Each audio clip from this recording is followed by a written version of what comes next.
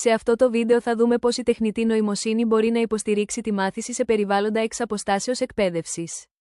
Τα τελευταία χρόνια, η εξ αποστάσεως εκπαίδευση έχει γίνει αναπόσπαστο μέρος της εκπαιδευτικής πραγματικότητας.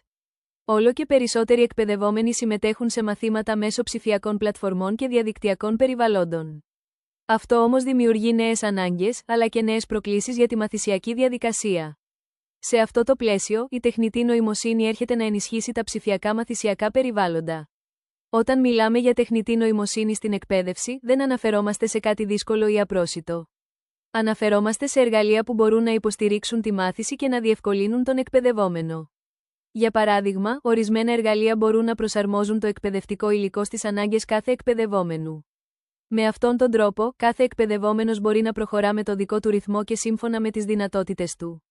Άλλα εργαλεία τεχνητής νοημοσύνης μπορούν να προσφέρουν άμεση ανατροφοδότηση κατά τη διάρκεια της μελέτης.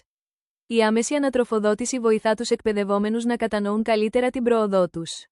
Έτσι, διατηρείται το ενδιαφέρον και ενισχύεται η ενεργή συμμετοχή στη μαθησιακή διαδικασία.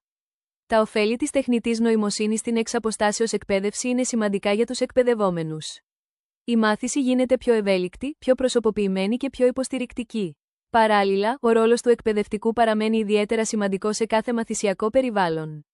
Η τεχνητή νοημοσύνη δεν αντικαθιστά τον εκπαιδευτικό, αλλά λειτουργεί συμπληρωματικά στο έργο του. Για τον λόγο αυτό, η χρήση της τεχνητής νοημοσύνης χρειάζεται πάντα παιδαγωγικό σχεδιασμό.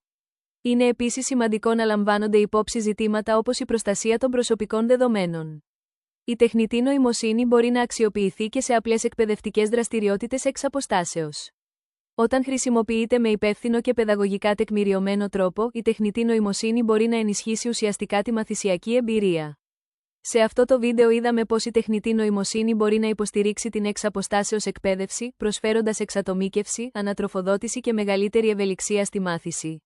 Για τους εκπαιδευόμενους, η τεχνητή νοημοσύνη μπορεί να αποτελέσει ένα υποστηρικτικό εργαλείο μάθησης όταν εντάσσεται σε ένα σαφές παιδαγωγικό πλαίσιο.